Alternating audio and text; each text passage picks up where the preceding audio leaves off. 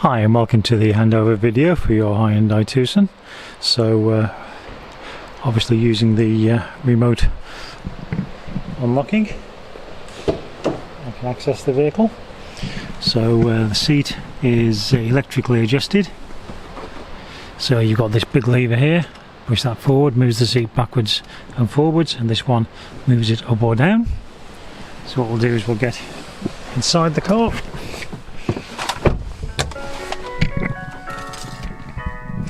Nice little bit of music. I'll just start her up. So we must have foot on the foot brake and turn the key to start her up. So again, obviously been used to the i30. So in the old driver's armrest you've got controls for the electric windows, the central locking and the mirror controls. On the dashboard there you've got controls for the blind spot detection, which is on. The lane departure, this one here, plus and minus, adjusts the illumination level of your dashboard. And this is your headlight levels. Normal setting is 0. So if you've got anything really heavy in the boot you would need to adjust that. Again, your traction stability control, that is always on, great safety aid. Your horn is still anywhere in the centre of the steering wheel, and on the right hand side of the steering wheel, on the outer side here, you've got your cruise control and speed limiter, and on the inside you've got your trip computer. So at the moment, so we'll just get that on the, as you can see in the centre there, showing how many miles of fuel left in the tank. And if you move this up or down, as you can see, it changes the display. So you can have it on a digital speedometer if you wish. And to reset any of those screens, you just press and hold the OK button in just here. Okay. On the opposite side, you've got your audio controls, so you can increase or decrease the volume, go up or down the radio stations, you can mute the radio, and also once your phone is linked to the car, you can take and make calls all legally and hands-free. Now with this car as well, you've got settings for the lights, so again you can turn it up on and have them on automatic, and again on the wipers, again you can have the automatic setting on those if you wish as well. When you've got your lights on, as you can see, you've got your side lights, headlights, full beam, pull it back towards the steering wheel to cancel the full beam. Okay, same as the i30. Now on this car you've got dual climate control, so this controls the driver's temperature. Okay, as you can see at the moment it's matching both. Yeah, but if the passenger was to want a cooler temperature, as you can see, the driver's then only controls the driver's side, the passenger controls theirs. If you want to control both again using the driver's control, just press the sync button, blue light will lit, and then again the driver's controls both sides. Again, you can increase or decrease the fan speed. You can actually decide where you want the air to be directed to, or you can just press automatic and the car will look after everything for you. Got your heated seat controls, high, medium, low. You've got your front demist, and you've got your rear demist as well. Down here got a couple of power sockets and a USB, and then obviously you've got the automatic gear selector. So again, a little lever at the very front there that you just press in, and then obviously with your foot on the foot brake you move it to drive to go forward, reverse to go back, and obviously as soon as you select reverse, rear parking camera becomes active, as does your rear parking sensors. And again, when the car is in park, the gearbox is locked up, so it won't go anywhere.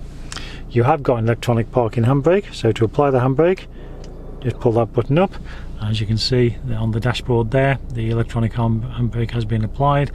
And to take the handbrake off, foot on foot brake, press the button down, there we go, and the handbrake is disengaged. Bound by the gear selector, you've got the stop start technology as well, so if you want to turn that off, just press that button until the blue light is lit and that will turn it off. However, it will default to on every single time you restart the car, so if you do want it off, then you will need to press that button every time you start the car. Your drive mode, if I were to press that, as you can see you've got normal mode, or the yellow indicator there, sport mode, what sport mode does is sharpen up all the responses for the accelerator. Doesn't do anything to the suspension or steering or anything like that. You've also got auto hold. So again, if I press that, as you can see, auto hold comes in white just in the corner there.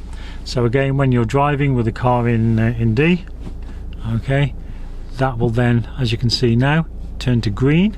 And when it turns to green, the car is holding itself, so you can release the your foot from the brake, and the car will just hold itself there until you start to accelerate, in which case it will then release. Alright, but again, the auto hold, you have to pop that on every time you start the car if you wish to use it. Now navigation and everything is all on the screen up here. We'll just turn the sound down a moment. That's the disclaimer that comes on. So to set a destination, you go to nav, addresses, and we're obviously in the UK, so let's go down to United Kingdom, and then postcode.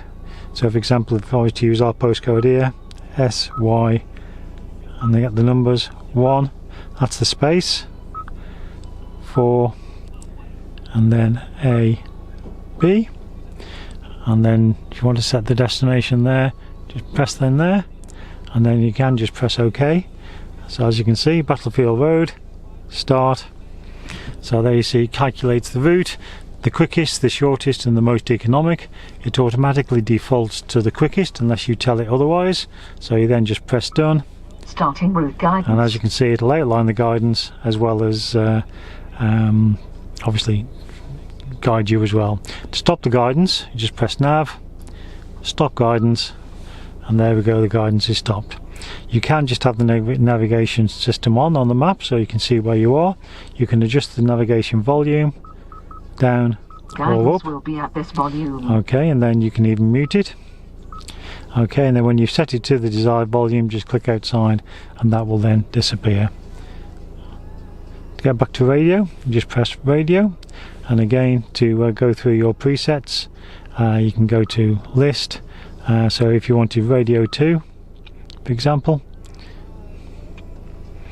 that return arrow gets you back to the previous screen. Go to presets, press and add, and if I were to press, go to digital.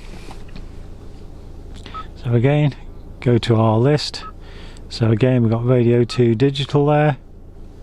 Press the return arrow, go to presets, press and add, and again you can do that as many times as you like to add the radio stations and everything on there.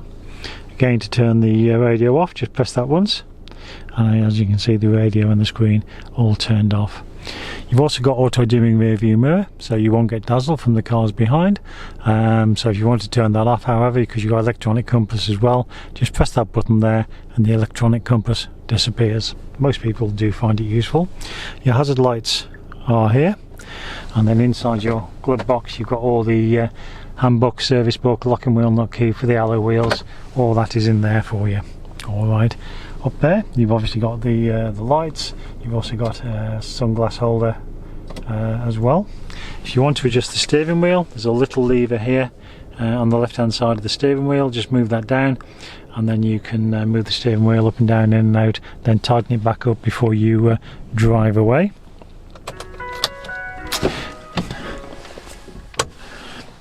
Now taking a look outside the vehicle, fuel filler cap is still on your passenger side. So again, as long as the car's unlocked, just give it a press and it pops open, and it's normal diesel in the tank. And then if we have a look in the boot, again you've got your tonneau cover there, keeping everything nicely out of sight. And under the boot floor there, you got your full size alloy spare wheel together with all your tools. So there we have it. Hopefully the weather will be a little bit kinder for us tomorrow when you pick the car up, and I'll see you in the morning.